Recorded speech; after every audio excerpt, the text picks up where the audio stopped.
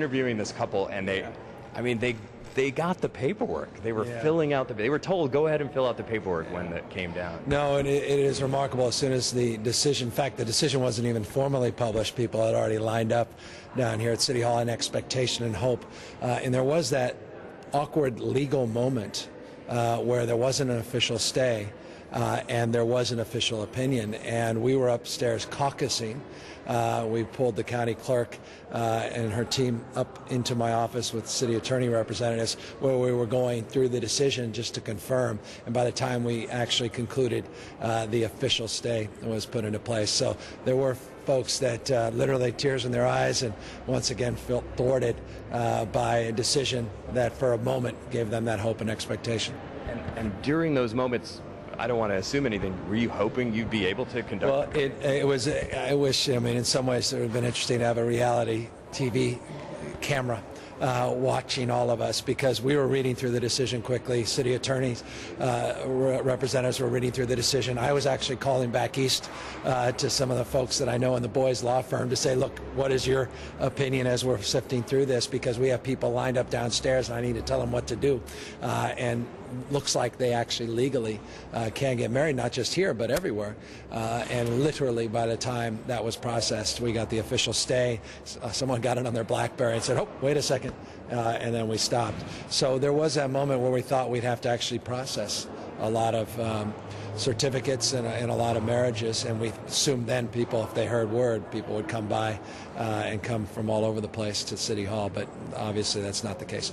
That being said, Friday is another date, and who knows, there may be some ambiguity. My expectation is, though, the stay will be in place through the appellate process, and then regardless of what happens there, we'll see the same stay in place through 2011-12. That's your expectation, but is that based on anything you heard today? Not based on it. No, there's no insight on that basis. And candidly, the expectation was there would be clarity with the decision, and the stay there wasn't. So it's a faulty expectation, but a presumption nonetheless. And I just don't want to get people's hopes up, is my point. I don't want people to flock down here Friday hoping there's that gap. We want to make sure we do this in the right way, make sure the courts, I mean, one of the things that we did right in 2004 is when the court said yes, we moved forward. When the court said no, we stopped.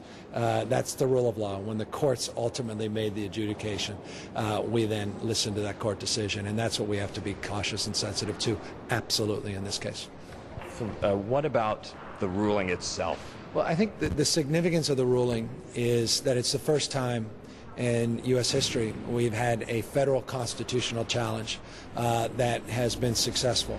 And that means that we've moved away from really 50 state constitutional debates to now one U.S. constitutional debate. That's dramatic. That's a huge shift.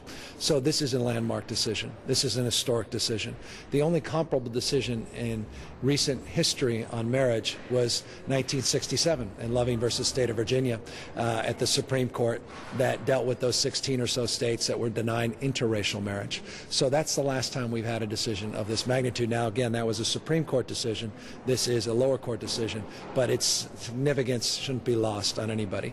Doesn't mean there's same-sex marriage being legally afforded here in California or elsewhere, but it does mean that the words contained in that 138-page document will be the foundation and the compelling, I believe, argument for the Ninth Circuit and then eventually to the U.S. Supreme Court. Final point. What I'm told, and I'm not a legal scholar, but I'm told that the significance of this decision wasn't just a win. It was the way that the decision was actually drafted. And that work that Ted Olson and David Boies did was very thoughtful and very strategic. They weren't just looking to Judge Walker. They were looking at the Ninth Circuit and then the U.S. Supreme Court. And they're speaking to certain judges. These guys are as good as it gets for a reason. They don't just want to win one lower court decision. They want to win one not for the moment, but for history. They're true believers, and they are very excited about this decision because of what's contained in the decision, not just the affirmation of the effort. Let me just do me a favor, get the two-shot here. There were people who were against this entire avenue going federal versus state. There were people who thought that's ill-advised. Or, yeah, maybe I always a gamble. Yeah, well, again, they're still making that case, and they may not be making it so publicly today, but trust me, they make that privately. That it's not right that this court, the current Supreme Court, even with Kagan in, won't necessarily be there. I don't accept that. I always think, like, and you're of course talking to a guy who stood up 6 years ago. In many ways, this process began in earnest then, that it's always the right time to do the right thing, to paraphrase Dr. King, and that wait almost always means never, and that if you believe in a principle, you stand up and you fight for it. Their argument is this, that the court's makeup right now, with Justice Roberts, Chief Course, these split decisions, 5-4, 5-4, 5-4, is such that is a lot of risk.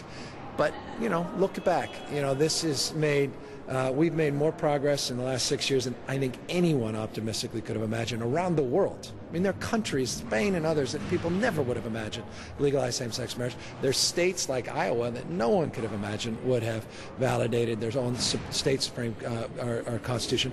And so, in many ways, it may be the right time. And again, it's in a year or two. And I think people's feelings are beginning to thaw a little bit. It's not Prop 8 anymore. It's not campaign commercials on both sides. It's a recognition that, is this the most important issue? Does this define my life? That someone else is living their lives out loud, that my doctor can get married, or my son's basketball coach can get married. I think that's, or my son or daughter can get married. I think people are kind of putting a human face on this in a different way. Quickly, what's your message to that couple that was turned away today? Well, it breaks my heart. I mean, we were here with thousands of couples, and many of them were in line literally up to that last moment when the Supreme Court did the stay. And what would you say to them? That in this case, we're going to keep fighting.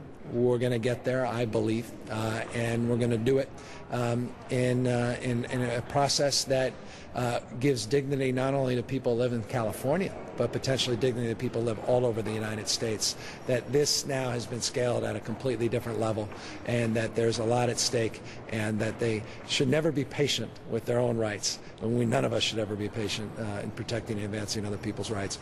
But that this was a big and historic day, and as they say, as a good Jesuit, some may have a different point of view, but I'm proud of my Jesuit upbringing. God's delays are not God's denials. Thank you, Mr. Mayor. Thanks. Appreciate your time. Thank you. Thanks. Thank you, gentlemen. Thank you, Tony. Appreciate it.